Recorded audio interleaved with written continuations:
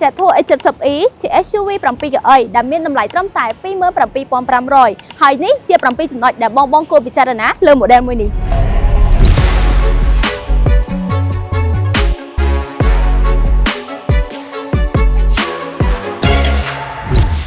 ចំណុចទី1ជារថយន្ត SUV ដែលមានទំហំធំដែលមានបណ្ដោយរហូតដល់ទៅ 4724 មីលីម៉ែត្រជាមួយនឹងទទឹងរហូតដល់ទៅ 1900 មីលីម៉ែត្រហើយនឹងកម្ពស់ 1.72 ម៉ែត្រ ចំណុចទី2ជារថយន្ត SUV ដែលបំពាក់ជាមួយនឹងយ៉ានកង់រហូតដល់ទៅ 20 អ៊ីងរួចជាស្រេចហើយមានកម្ពស់ពីដីរហូតដល់បាតរថយន្តរហូតដល់ទៅ 21 សង់ទីម៉ែត្រ ជាពិសេសគម្លាតពីកង់មុខរហូតដល់ទៅកង់ក្រោយដែលមានប្រវែងដល់ទៅ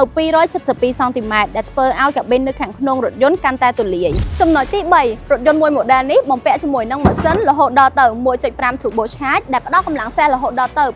146 horsepower ជាពិសេសមានប្រអប់លេខដៃហើយនឹងអូតូរហូតដល់ទៅ 6 វគ្គងាយស្រួលក្នុងការបើកបរប្រចាំថ្ងៃចំណុចទី4 A70E មួយនេះដែលបំពាក់ម៉ូដជាស្រេចជាមួយនឹងការ design ពូកខាងក្នុងពណ៌ cherry ហើយជាពិសេសមានមុខងារ isofix ដែលបងអាចដាក់ឆានស៊ីតបាន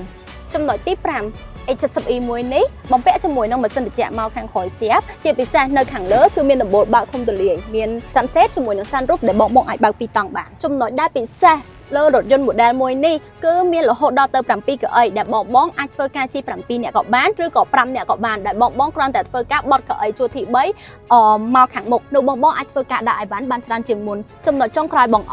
បងអាចធ្វើការបត់កៅអីជួរទី 2 និងជួរទី 3 ឲ្យរាបស្មើជាមួយនឹងរថយន្តបាននៅបងអាចធ្វើការដាក់អីវ៉ាន់បានបន្ថែមទៀតA70E មួយ model នេះមានចំណុចពិសេសជាច្រើនទៀតលើសពី 7 ចំណុចដែលនាងខ្ញុំរៀបរាប់ខាងលើសម្រាប់ព័ត៌មានបន្ថែមដែលបងចង់ដឹងបងអាចធ្វើការទំនាក់ទំនងមកកាន់ទូរស័ព្ទលេខ 017 713 713 ឬក៏ Facebook Page Jet Tour Cambodia នាងខ្ញុំផាលីនសូមអរគុណសូមគោរពលា Jet Tour. Drive your future.